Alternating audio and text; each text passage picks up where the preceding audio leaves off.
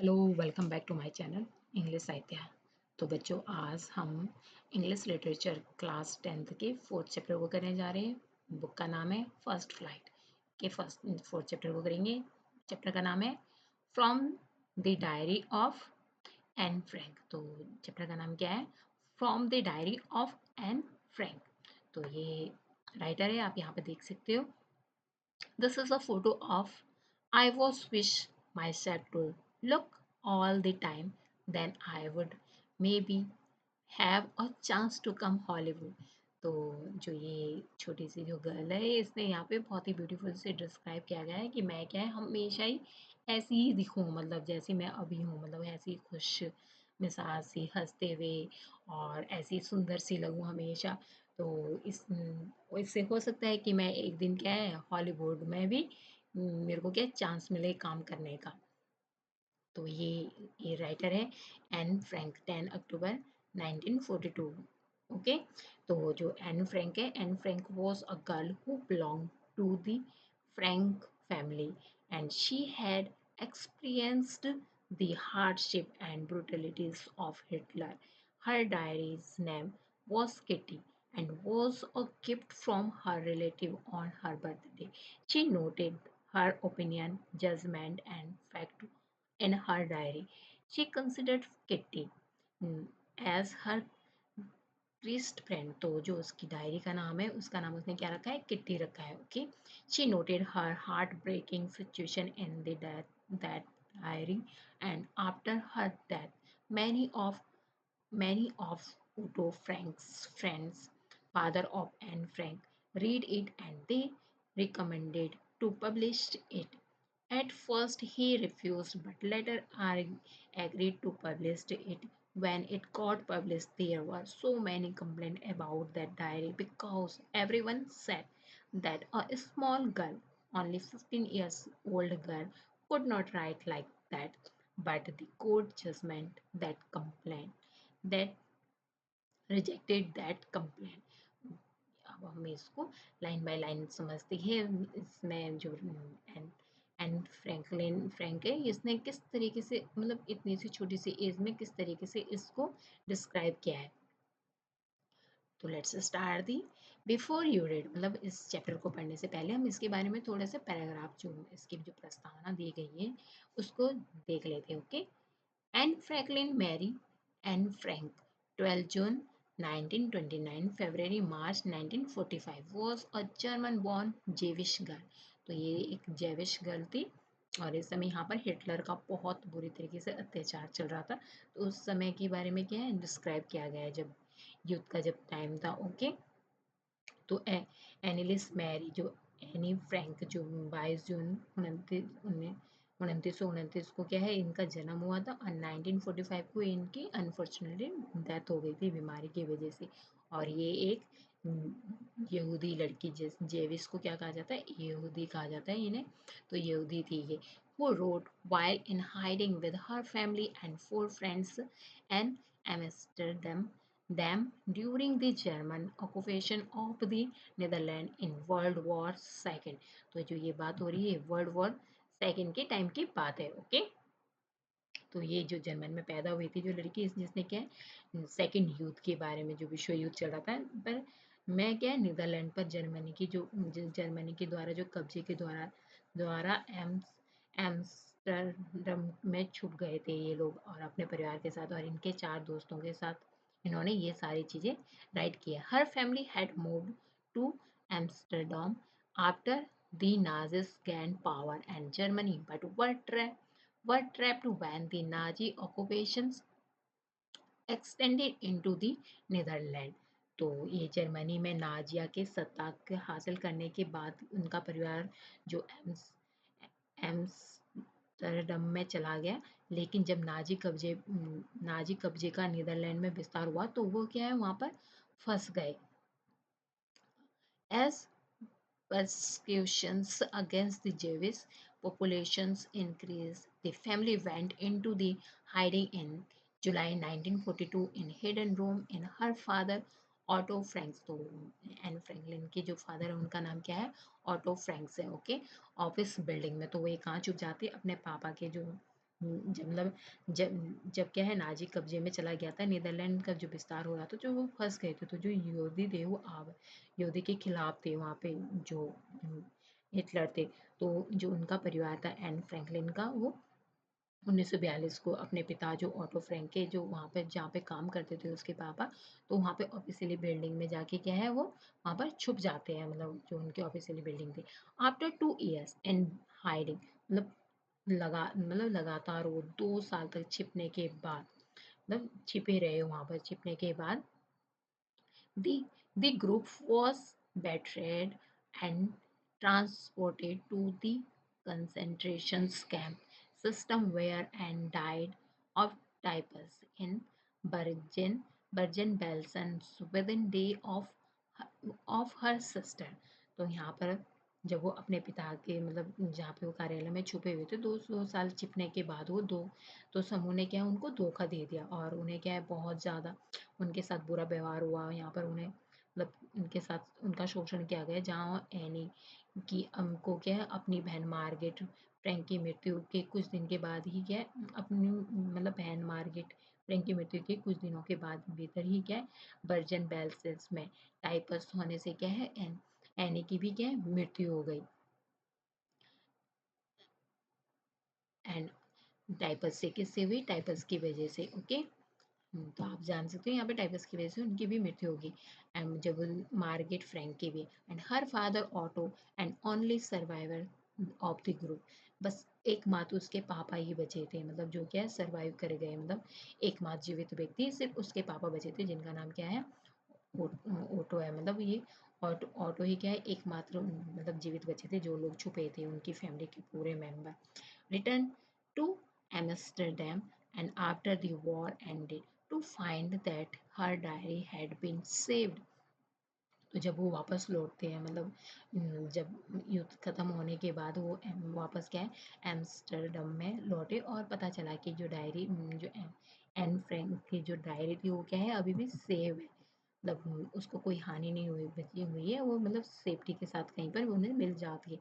Convinced that it was a unique record, तो फिर उन्हें कन्विंस किया जाता है, मतलब क्या है ये एक, मतलब उनके दोस्तों के द्वारा, जो फ्रेंड सर्कल उनके रहे होंगे उनके द्वारा कन्विंस किया जाता है कि ये क्या है, ये यूनिक रिकॉर्ड है, मतलब यूथ के बारे में इसमें डिस्क्राइब किया था एन फ्रैंक ने, अपने जो किस तरीके से उसे फाइट करना पड़ा उस समय, और किस तरह से मतलब उन्हें और चीज़ें, मतलब किस तरीके की यातना सहनी पड़ी, ये सारी चीज़ें क्या एन फ्रैंक ने बहुत ही अच्छे से डिस्क्राइब किया था।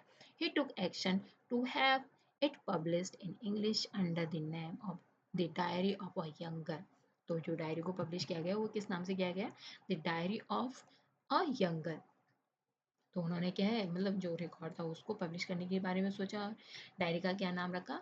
अ यंग गर्ल के नाम से, diary of a young girl अंग्रेजी में प्रकाशित करने की कार्रवाई उन्होंने क्या है शुरू कर दी, मतलब उन्होंने पब्लिश करने के बारे में उन्होंने एक्शन शुरू कर दिया। Okay, the diary was The diary was given to Anne Frank for her 13th birthday and chronicles of event her life from 12 June 1942 until its final entry in of 1 अगस्त 1944। तो जो डायरी में उन्होंने entry की है वो क्या है 12 जून से 1942 से अंटिल जब तक उनकी डेथ नहीं हो जाती 1944 तक उन्होंने क्या है डायरी में मतलब जो उनका डिस्क्रिप्शन है वो यहाँ से यहाँ तक, और कब में किस diary was given and Frank for her 13 birthday, जब उसने उनका 13 बर्थडे था तब उन्हें क्या है दिया गया था, इसलिए उन्होंने डायरी में क्या है अपने अच्छे से, मतलब जीवन की जो उनके साथ जो घटना घटी उसको इवेंट को क्या उन्होंने बहुत ही अच्छे से डिस्क्राइब किया था। ओके, वो भी क्रॉनिकल्स, क्रॉनिकल मीन्स क्या होता है लाइन डेट वाइज, मतलब आज फर्स्ट है, सेकेंड, थर्ड को क्या हुआ, फोर्थ तो क्या हुआ, फिफ्थ को क्या हुआ, तो इसलिए उन्होंने क्या है बिल्कुल क्रॉनिकल्स वे में क्या है बहुत अच्छे से डिस्क्राइब किया था इस डायरी को। It was eventually translated from its original Dutch into many languages and become one of the world's most widely read books। तो जो ये मतलब इसका अंत में क्या है, इसकी जो मूल भाषा थी डच से क्या है, क्योंकि उन्होंने एन फ्रैंकलिन ने कौन से लैंग्वेज में लिखा था, डच लैंग्वेज में लिखा था, तो उससे क्या है कई भाषाओं में इसका क्या है ट्रांसलेशन किया गया, मतलब अलग अलग अलग कंट्री की क्या अलग अलग लैंग्वेज होती है, तो उसमें सब में क्या है इसे ट्रांसलेट किया गया, और ये दुनिया की सबसे व्यापक रूप से मतलब सबसे वाइड मतलब सबसे ज़्यादा बिकने वाली या सबसे ज़्यादा पढ़ी जाने वाली पुस्तक में से एक बन गई थी। वाइडली वाइडली रेट्स मतलब बहुत ही व्यापक रूप से इसे पढ़ा गया, मतलब सब इंटरेस्टेड थे इसकी मतलब 13 ईयर्स 15 ईयर्स ओल्ड गर्ल मतलब किस तरीके से राइट किया है, मतलब किस तरीके से डिस्क्राइब किया ब्यूटीफुली, तो इसे पढ़ने में क्या है सब लोग इंटरेस्टेड थे। There have also been several films, television and theatrical productions and even an opera based on the diary। तो यहाँ तक क्या है ये मतलब जो भी मतलब जो ये डायरी पर आधारित क्या है कई फिल्में टेलीविजन पर कहीं ज़्यादा कहीं सारे पॉडकास्ट मतलब कहीं बहुत सारे नाटक यहाँ पर यहाँ तक कि एक ओपेरा भी यहाँ पर इसके बारे में बनाया गया था। ओके, मतलब and describe as a work based on diary and described as the work of a mature and insightful mind. The diary provides an intimate examination of daily life under Nazi occupations। तो ये एक क्या है बहुत ही अच्छा मतलब बहुत ही अच्छे से डिस्क्राइब किया गया था, जैसे मतलब व्यवहारिक जो हमारे मन के काम के रूप में क्या है बिल्कुल जैसे जो हमारे मन में होता है जो हमारे साथ घटित होता है उसको बिल्कुल बहुत ही अच्छे से इस डायरी में क्या है एन फ्रैंकलिन ने डिस्क्राइब किया था। एन फ्रैंक वो has become one of the most renowned and discussed the Holocaust victim। तो हॉलोकास्ट मतलब क्या है जिनके साथ मतलब एक ही जाति के खिलाफ मतलब जिस तरीके से मतलब उनके ऊपर मतलब जो पीड़ित लोग होते हैं किस तरीके से उनके लिए ऊपर अत्याचार किया जाता है। तो जो इनकी वो जो डायरी थी उसमें क्या है डायरी डायरी नाजी कब्जे के अंतर्गत जो दैनिक जीवन में जो उन्होंने मतलब उनके साथ जो मतलब प्रॉब्लम हुई थी जिस तरीके से उन्होंने मतलब उन्हें एग्जामिनेशन मतलब उन्हें परीक्षाएं देनी पड़ती थी पड़ी जो अपने डेली लाइफ के लिए संघर्ष जो उन्होंने किया इस चीज़ को क्या है एन फ्रैंक की सबसे प्रसिद्ध पहले पीड़ित की चर्चा के लिए क्या है एक बहुत ही अच्छा विक्टिम बनी ये डायरी। ओके, हॉलोकास्ट है। ओके, तो ये एक्टिविटी है do you keep a diary given below under a are same terms we use to describe and written record. तो आपको क्या है कुल मिला के आपको यहाँ पे जो वर्ड दिए गए हैं number 1 general, number 2 diary, number 3 log और नंबर 4 मेमोरीज। तो आपको इसकी डेफिनेशन को जानना है कि किस तरीके से डिस्क्राइब किया जाता है जनरल को। जनरल क्या होता है तो अब हम सीधा आंसर में जाते हैं। जनरल क्या होता है a full record of journey और पीरियड ऑफ टाइम और an event written every day. तो जो एवरी डे जो रिटर्न किया जाता है रिकॉर्ड जर्नी जो पीरियड टाइम साथ में क्या है पीरियड पीरियड टाइम होना चाहिए और इसके इवेंट भी। ओके, तो इसमें जो डिस्क्राइब किए जाते हैं इसके साथ जो डिस्क्राइब किया जाता है उसे जर्नल कहा जाता है। A diary a book with a separate space और पेज ईच डे। तो वो जो ईच डे का जो सेपरेट पेज में जो राइट किया जाता है each you write down your thought, और उसमें क्या है आप अपने थॉट को लिख सकते हो जो भी आपको फीलिंग होती है and feeling and what has happened on day, और उस दिन आपके साथ क्या हुआ इस फीलिंग को अच्छे से आप डिस्क्राइब करते हो। ये क्या है एक डायरी है जो हम जैसे एन फ्रैंक ने अपने मतलब सारी जो जो भी घटना उनके साथ हुई उसको क्या है उन्होंने बहुत ही अच्छे से राइट किया है। ओके, नेक्स्ट है लॉग। लॉग आपने सुना होगा और written record of event with time और डेट्स यूजुअली ऑफिशियली। तो ये क्या है यूजुअली ऑफिशियल के लिए यूज़ किया जाता है जो लॉग होता है, और इसमें क्या है टाइम और डेट साथ में नेसेसरी लिखना होता है, मतलब ज़रूरी से टाइम और टाइम को और डेट को लिखना ज़रूरी होता है क्योंकि ये क्या है एक ऑफिशियली रिकॉर्ड है। मेमोर्स मेमोर्स तो बहुत ही सिंपल है a record of a person on life and experience usually of famous person. तो आपने देखा होगा अगर कोई फेमस पर्सन होता है जैसे आजकल ब्लॉग आते हैं या मतलब बहुत सारी चीज़ें आती हैं तो उसमें क्या है वो अपनी मेमोरीज को शेयर करता है। जैसे कोई राइटर हुआ कोई फिल्म स्टार कोई बड़ा क्रिकेटर वगैरह अपनी मेमोरीज की मतलब इस तरीके से डिस्क्राइब किया करता है कि उसे जब याद मतलब उसने वहाँ पर ये देखा जैसे विलियम शेक्सपियर को आप देख सकते हो टिंटन एबे में उन्होंने कितने अच्छे से डिस्क्राइब किया मतलब अ फ्यू लाइन। तो उसमें उन्होंने इतने अच्छे से डिस्क्राइब किया है मतलब अपनी मेमोरीज को मतलब 5 years एगो मतलब आप जब नेक्स्ट क्लास में जाओगे तो आप वर्ड्सवर्थ की बहुत सारी पोएम देखोगे जिसमें उन्होंने मेमोरीज को बहुत अच्छे से डिस्क्राइब किया है, जब वो अपनी बहन, छोटी बहन के साथ, डोरथी के साथ झील कहीं मतलब नदी के किनारे जाते हैं तो वहाँ पर क्या है उस किस तरीके से उन्हें पुरानी यादें ताज़ा हो जाती हैं, तो इसके बारे में वो डिस्क्राइब करते हैं विलियम वर्ड्सवर्थ। ओके, नेक्स्ट है, here are some entries from personal record. Use the definition ever decide which of the event entries might be from diary, journal, log or memoir. तो आपको क्या है, I wake up I woke up early very late today and तो ये क्या है कि जैसे डायरी है, इसमें इसमें उन्होंने फीफा वर्ल्ड कप मैच के बारे में ये सब चीज़ें क्या है डिस्क्राइब की है। ओके, नेक्स्ट है लॉग। लॉग में आपको क्या कहा गया था, टाइम टाइम जरूरी है। वेन टू ऑफिस, डायरेक्टर, यहाँ पे ऑफिस के बारे में ज़्यादा करके ये ऑफिशियली रहता है लॉग के।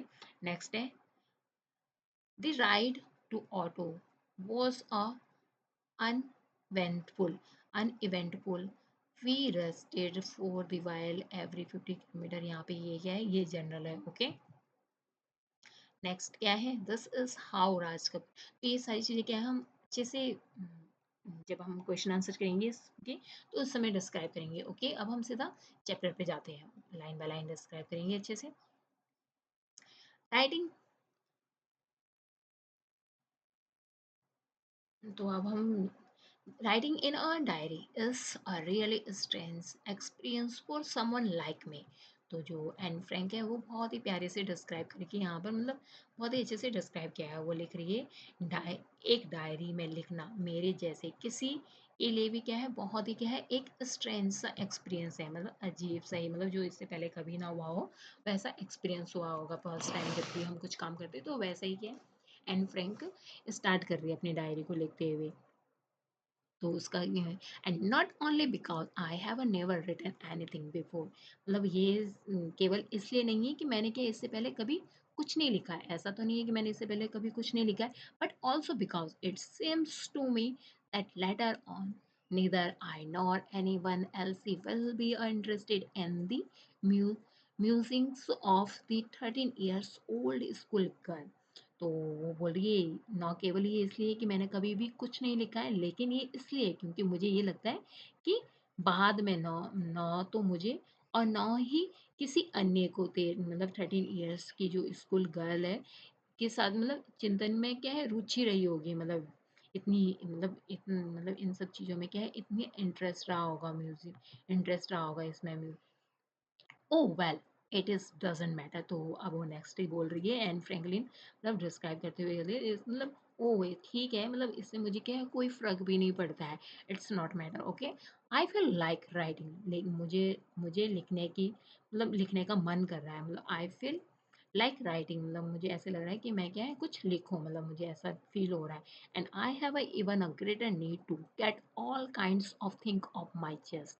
तो वो बोल रहे हैं कि और मुझे क्या है इससे भी अधिक अपने ऊपर के सभी प्रकार के जितने भी मेरे दिमाग में है, मेरे चेस्ट में जितने भी मतलब विचार आ रहे हैं, जो भी चीज़ें आ रही है उसे क्या है मुझे लिखने की ज़रूरत है, मतलब उस सारी चीज़ों को।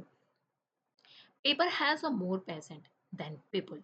और वाह कितना प्यारा थॉट का है इसने। I thought of this saying on one of those days when I was feeling a little depressed and was sitting at home with my chin in my hand. Okay, तो अब वो बोल रही है कि जो पेपर होता है ना उसमें ज़्यादा पेशेंट होता है, मतलब इंसानों से ज़्यादा, क्योंकि वो क्या है एक निर्जीव चीज़ है। आप एक डायरी और पेन लो, उसमें क्या आप कुछ भी लिखते जाओ, वो डायरी आपको कभी मना नहीं करेगी कि आप अब आगे मत लिखो, या पेन जब खत्म हो जाएगा तभी हो सकता है। ओके, अदरवाइज आप अपने उसमें किसी भी विचार को, थॉट को अच्छे से डिस्क्राइब करके लिख सकते हो। आई thought of this saying on one of those days when I was feeling a little depressed and was sitting at home with my chin in my hand। तो जो चिन है, जैसे हम सोच में पड़े रहते तो हम अपने हाथ को क्या अपने चिन के पास रख देते हैं, ऐसे सटा के रख देते हैं, तो इसी तरीके से वो बोल रही है कि मतलब मैं उस दिन मैं क्या है एक मतलब मैं उस उन दिनों में से एक उस कहावत के बारे में सोचा जब मैं उदास बैठी हुई थी, मतलब अपने हाथों को अपनी ठोड़ी पर रखकर बिल्कुल उदास सी बैठी हुई थी। bored and listless and wondering whether to stay in or go out. तो वो मतलब वहाँ पर बैठ रही थी जहाँ जहाँ मैं सोच रही थी, मतलब सोच रही थी। मैं कागज़ पर, मतलब कागज़ पर अधिक धैर्य होता है, मैं किसी अन्य चीज़ों पर क्या है ऐसी चीज़ें मतलब शेयर नहीं कर सकती जो चीज़ मैं अपनी डायरी में लिख सकती हूँ। I finally stayed where I was bored boring brooding brooding yes paper does have a more patient. तो अब उसे फाइनली उसे मतलब जब वो सोच रही थी तो उसने उसे लगा हाँ कागज में क्या है अधिक पेशेंट होता है, मतलब हर चीज को सहने का। And since I am not planning to let anyone else read this step back notebook gradually referred to as a diary unless I should ever find a real friend it probably wouldn't make a bit of difference। तो वो क्या है मतलब जब मैं किसी अन्य को मतलब वो सोच रही थी कि मतलब मुझे नहीं लगता है जो ये मेरी डायरी है क्या कोई और पढ़ेगा, मतलब मैं किसी और को पढ़ने के लिए नहीं लिख रही हूँ, मतलब कोई और इसे पढ़े, मतलब इसलिए नहीं लिख रही है वो डायरी को। वो मतलब जिस तरीके से उसने डायरी को मतलब एक्सप्लेन किया है, जब जब तक कि मुझे क्या है कभी एक असली दोस्त नहीं मिल जाता तब तक क्या है शायद ही मतलब थोड़ा ही मतलब इससे फर्क पड़ेगा, मतलब डिफरेंस होगा, अ बिट डिफरेंस, मतलब कि मतलब क्योंकि इस समय क्या है उसका कोई डिफरेंट मतलब बेस्ट फ्रेंड नहीं है। तो सबसे बेस्ट फ्रेंड वैसे कहा भी जाता है कि हमारी बुक जो होती है वो सबसे बेस्ट फ्रेंड होती है हमारी, हम उसके साथ अपना टाइम स्पेंड कर सकते हैं। वो हमें मतलब हमसे बदले में कुछ नहीं मांगती, वो हमें अच्छी-अच्छी मतलब सीख देती है। अगर आप राइट करते हो तो आप अपने थॉट को भी क्या है इसी तरीके से अच्छे से डिस्क्राइब कर सकते हो अपनी डायरी में। तो वो भी सोच रही है कि क्या है मतलब इस समय उसके कोई भी दोस्त नहीं, तो अब उसकी बेस्ट फ्रेंड क्या है डायरी बन सकती है। Now I am back two point that promoted me to keep a diary in the first place I don't have a friend। तो अब वो बोल रही मैं वापस उस विषय पर आ रही हूँ जिसने क्या मुझे डायरी को पहले स्थान पर रखने के लिए प्रेरित किया। तो इसका रीजन क्या था, सबसे पहला रीजन था क्या है have a I haven't a friend, क्योंकि उसके पास क्या है कोई भी दोस्त नहीं था, मतलब जिसकी वजह से क्या है उसे डायरी लिखनी पड़ी, मतलब डायरी लिखने के लिए वो उत्सुक हुई, प्रेरित हुई। And let me put it more clearly since no one will believe that a 13-year-old girl is completely alone in the world। तो अब वो बोल रही है मैं इससे की और स्पष्ट रूप से मतलब अपनी बात को रखना चाहती हूँ, क्योंकि कोई भी क्या है इस बात पर विश्वास नहीं करेगा कि 13-year-old गर्ल मतलब इस दुनिया में क्या है पूरी तरीके से अकेली है। एंड आई एम नॉट, और मैं क्या है निश्चित रूप से क्या है वो बोली मैं अकेली नहीं हूँ। आई हैव लविंग पेरेंट्स, वो बोल रही मेरे पास क्या है लविंग पेरेंट्स है, मेरे मम्मी पापा है मेरे साथ। एंड 16-year-old सिस्टर, और 16-year-old मेरी सिस्टर भी मेरे साथ है। And there are about 30 peoples, और भी लोग हैं वहाँ पर, लगभग 30 लोग मतलब जो उसके साथ रह रहे हैं। आई कैन कॉल फ्रेंड्स, जिन्हें क्या है मैं फ्रेंड्स बुला सकती हूँ। I have a family loving aunt and a good home. तो वो बोले मेरे पास क्या है फैमिली है जिसमें क्या है लविंग आंट है, मतलब मेरी मेरी प्यारी सी चाची है, और एक क्या है हमारा घर भी है और गुड होम भी है। No one no one this surface I seen to have a everything except my one true friends। तो वो बोल रही है कि मतलब मेरे जिनमें से दोस्त मतलब मेरे परिवार में मतलब मैं मेरे पास सब कुछ है, नहीं तो क्या है मेरे पास शायद मतलब वो बोले फैमिली है मेरे पास, मकान है सब कुछ है, लेकिन क्या है एक अच्छा दोस्त नहीं है, सच्चा दोस्त नहीं है जिससे क्या है मैं अपनी चीज़ें शेयर कर सकूं, मतलब जिसपे क्या है मैं ट्रस्ट कर सकूं। All I think about when I am with friends is having a good time। तो वो बोल रही है मेरे पास मतलब क्या है मेरा मतलब केवल ये क्या है मेरे एक अच्छे दोस्त को छोड़कर जब मैं क्या है दोस्तों के साथ होती हूँ, मतलब जब मैं केवल अच्छे समय के बारे में सोचती हूँ, ये सारी चीज़ें I can bring my self talk about any things but ordinary every day things. मतलब वो बोली कि मैं मुझे एक शायद कोई ऐसा चाहिए जिसको क्या है मैं मतलब दोस्त ऐसा दो मतलब जब मैं दोस्तों के साथ रहती हूँ तो केवल एक ऐसा मतलब एक अच्छे समय के बारे में सोचती हूँ मैं, साधारण से जो मेरे साथ डेली होता है उन चीज़ों के बारे में बात करने के अलावा मैं किसी अन्य चीज़ों के बारे में बात कर सकती हूँ। तो we don't seem to be able to get any closer, तो इसलिए क्या है उसे एंड फ्रेंड को कोई ऐसा क्लोजर सा नहीं लग रहा है जिससे कि वो अपनी सारी बातें शेयर कर सके, जो भी उसके साथ अच्छा बुरा हुआ। इसलिए वो, एंड दैट्स द प्रॉब्लम, यही क्या है उसकी प्रॉब्लम है, जिस वजह से क्या है उसे एक मतलब एक डायरी का सहारा लेना पड़ा। Maybe it is a fault that we don't confine the each others. तो ये वो बोली हो सकता है इसमें मेरी भी फॉल्ट हो, क्योंकि हम एक दूसरे को क्या है कन्फाइन नहीं कर पा रहे हैं, मतलब एक दूसरे को जान नहीं पा रहे हैं, मतलब एक दूसरे के बारे में कि मतलब एक दूसरे पे क्या है वो ट्रस्ट नहीं हो पा रहा है, जो जैसे एक दूसरे पे जो विश्वास होता है। तो फिर क्या है, फिर भी क्या है चीज़ें चीज़ें बस ऐसी ही है कि मतलब दुर्भाग्य से बदलने वाली नहीं है। यही कारण है कि क्या है उसने अपनी डायरी मतलब स्टार्ट की, जो डायरी में लिखना उसने शुरू किया। Unfortunately they not liveable to change and this is why I have a start diary. तो रीज़न बता रही है कि क्यों उसे डायरी लिखनी पड़ी, क्योंकि वो अपनी बात किसी से मतलब इस जिस तरीके से वो डायरी में अपनी हर बात को बिना झिझक के, बिना बिना किसी प्रॉब्लम के लिख पा रही थी, तो इस तरीके से क्या वो किसी और के साथ अपनी बात को शेयर नहीं कर पा रही थी।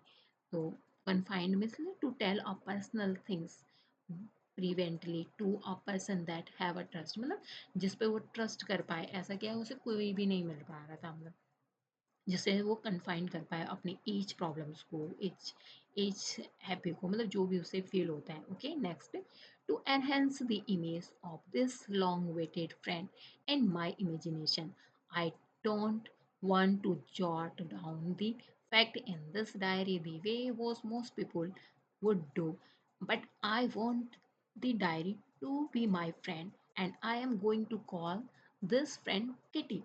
तो जो अब वो बोल रही है एनहांस, मतलब क्योंकि कोई भी किट्टी के लिए क्या है मेरी कहानी एक शब्द में नहीं समझा पाएगा। अगर अगर मैं अचानक से सीधे सीधे शुरू करूं मतलब इसके बारे में बोलना, मतलब